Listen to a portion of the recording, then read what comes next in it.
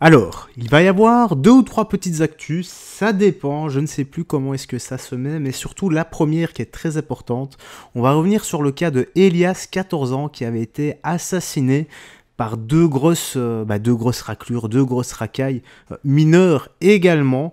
Et les infos, les médias ont délibérément, peut-être, je dis bien peut-être, délibérément omis de partager des infos. En tout cas, il y a beaucoup d'infos qui étaient fausses et les parents ont tenu à rectifier tout ça. Donc, direction TPMP, nous allons checker ça pour la petite news actu du soir. Mais avant ça, petit like et commentaire pour le soutien à la force et le référencement. Allez, on écoute ça avec attention et on réagira à la fin comme d'habitude. Un homme tué pour son téléphone sort du silence. Je voudrais dire bravo à ses parents pour cette lettre incroyable. Vraiment, voilà, je suis avec eux de tout cœur et franchement, c'est incroyable ce qu'on apprend dans cette lettre à Amaury. Alors on apprend plusieurs choses. D'abord, ils veulent revenir sur le côté factuel de l'affaire et corriger des choses qui ont été dites dans les médias. D'abord, c'est qu'Elias n'aurait pas refusé de donner son téléphone, il l'aurait cédé et aurait quand même pris le fameux coup mortel, ce qui, bien sûr, ajoute à la gratuité de l'acte et donc à sa sauvagerie.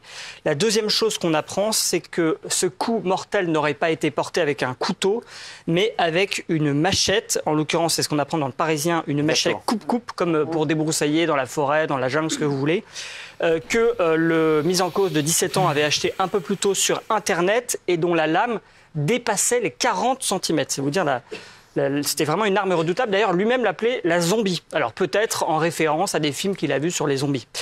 Et donc, si vous voulez, pour les parents d'Elias, à la fois l'arme utilisée, 40 cm, et le coup porté, ne laissait aucune chance à son fils qui a donc été touché mortellement.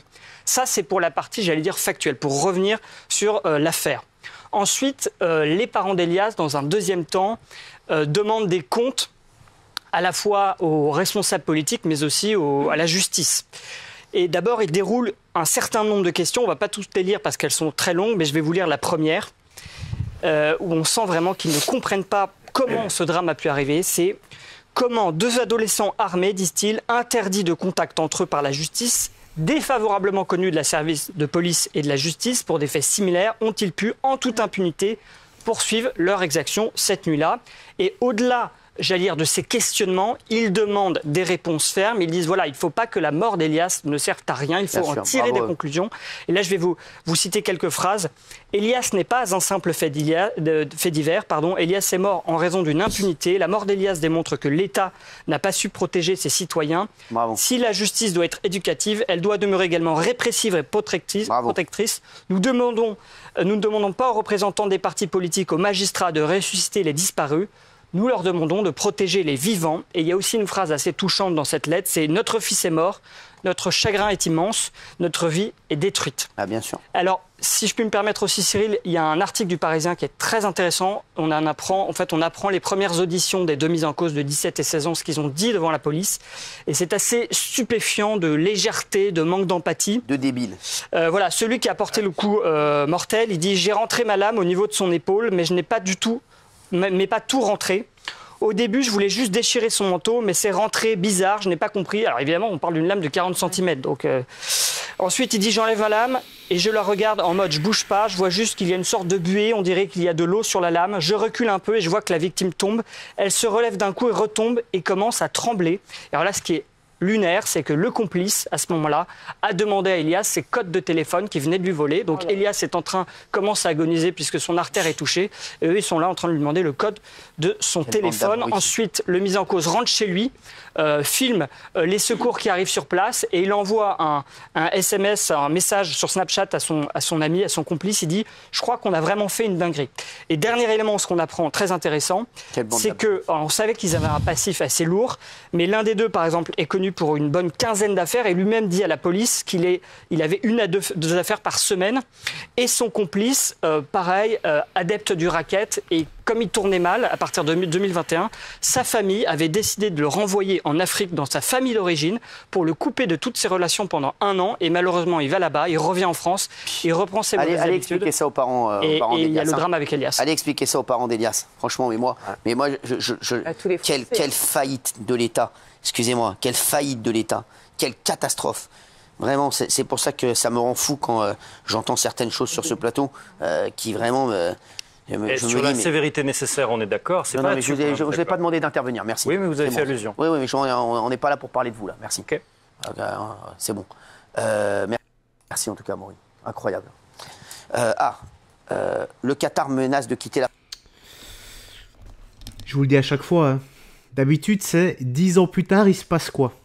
Allez, il n'y a même pas besoin de 10 ans plus tard. Voilà ce qui s'est passé. Voilà ce qui se passe quand les parents sont totalement absents, quand il n'y a pas d'éducation et que les enfants se retrouvent seuls dehors.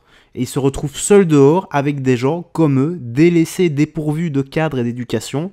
Et ça donne quoi? Ça donne de l'escalade. Et je vous le dis à chaque fois, c'est d'abord on commence par des petites bêtises, on commence à faire des petits larcins, on commence à être un petit délinquant notoire, et après, ben, c'est l'étape supérieure, parce que quand on se fait gauler par la justice ne sévit pas derrière, il n'y a aucun suivi, il y a du laxisme, tout simplement, il n'y a que ça, et après, ça donne quoi? Ça donne des criminels, et là, voilà, nous avons un exemple parmi tant d'autres, ce n'est pas le dernier, les gars. C'est juste incroyable. Et je vous le dis clairement, hein, c'est la justice qui a le sang d'Elias sur les mains. Une partie en tout cas. Et pas que. Des Elias, il y en a énormément en Europe. Et ça court les rues actuellement. Pourquoi? Parce que nous avons une justice qui se chie dessus pour sévir. Car ils ont peur d'une escalade de violence. Mais je ne sais pas si on peut faire plus que maintenant. Je ne sais pas si on peut faire plus que tuer quelqu'un comme ça.